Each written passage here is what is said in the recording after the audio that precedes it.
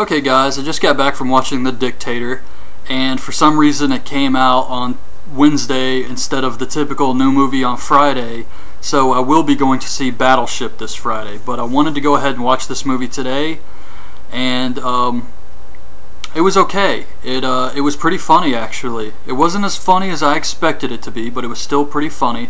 It has Sacha Baron Cohen, Anna Faris, a few other people like Bobby Lee from Mad TV, some cameo appearances. Who else is in this? I'm not sure. But he does have the scene with Megan Fox, I noticed. However, what you see in the trailer where he says, or she says, "I'm not one of the Kardashians," and he says, "No, you're far less hairy," that's actually not in the movie. However, the Megan Fox scene is, just that line is taken out. That's the one thing I did notice. But overall, I thought it was a funny movie, and I would recommend it for DVD. It's not that it's bad, I just don't think it's worth the theater price. It was only like an hour and 20 minutes, I believe. Something like that.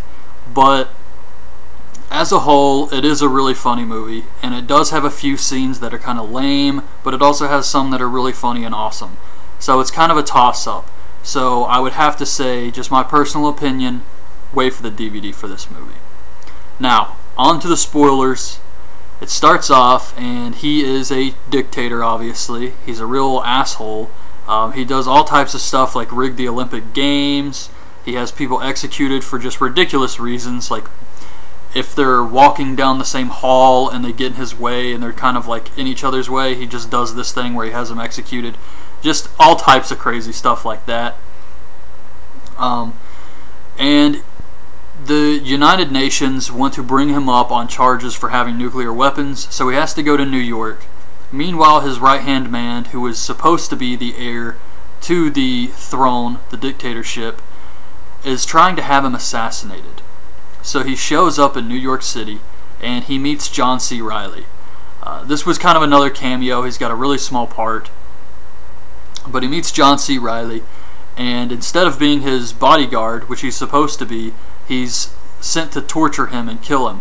And they have a funny scene where he's trying to torture him, and he's showing all these torture devices, and Sacha Baron Cohen is telling him, "Oh, that's outdated.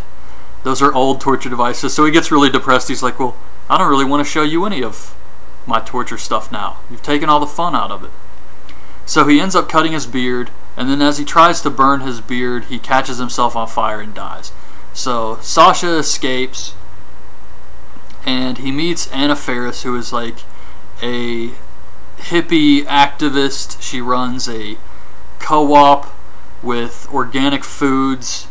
A bunch of refugees work there, and she wants to help him because she thinks he's a refugee. However, he is the dictator they all want to stop. So he starts working at this place, and it leads to a bunch of funny stuff. He doesn't know how to treat people.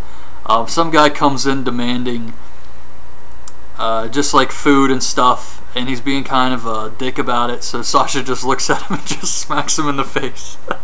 And it just had a lot of funny scenes like that. So he's working for this place, and then one of the people he executed, he sees.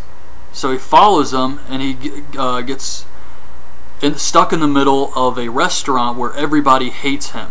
And it's all the people he thought he had executed. Apparently, the executioner is also part of the resistance, so no one ever got executed, so it never actually killed anybody. And he talks the one guy into helping him. He says that he'll put him back in charge of the nuclear weapons if he helps him stop the body double and stop the contract signing. They want him to sign a contract allowing other companies to drill for oil in their country. And they get this body double who is also played by Sacha Baron Cohen, and he just acts really stupid. He actually reminds me of Adam Sandler. He's just a really simple, dumb guy. He doesn't know anything, and it leads to some funny scenes. But so this guy and Sacha are trying to find a way back into this place. Meanwhile, he's working at the co-op, and he's starting to fall in love with Anna Faris. And he's trying to get in here to stop the contract and get his place back as the dictator. And one funny scene, they're flying over the city in a helicopter, and it's him and the other guy. And the other guy was great in this movie. and they're flying with these other two people who are tourists, and they're Americans, and they're talking in their foreign language, and they're just talking about completely random stuff, but it sounds like they're talking about Bin Laden because Bin Laden is staying in his guest house.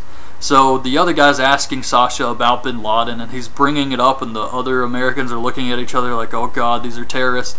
And then they start talking about his some car he got that's a 911, and then the other guy's like, 911, that's a good one.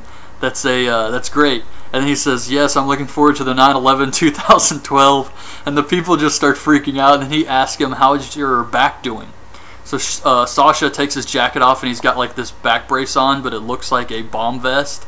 And it's just really funny. This was probably the best scene in the entire movie.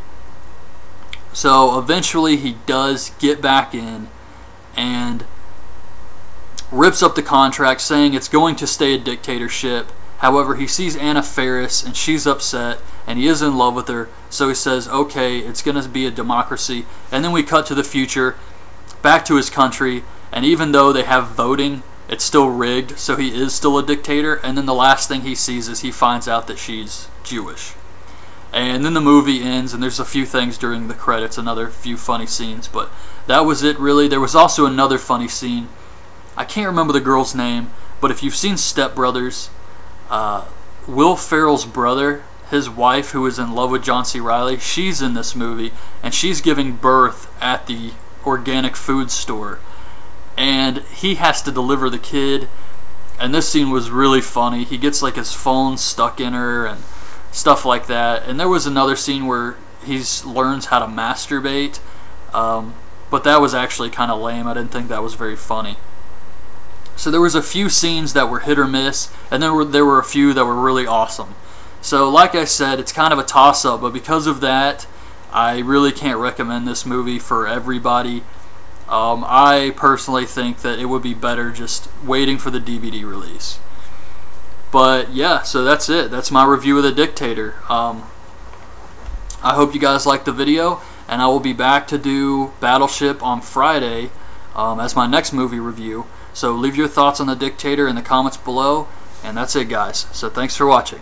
Bye.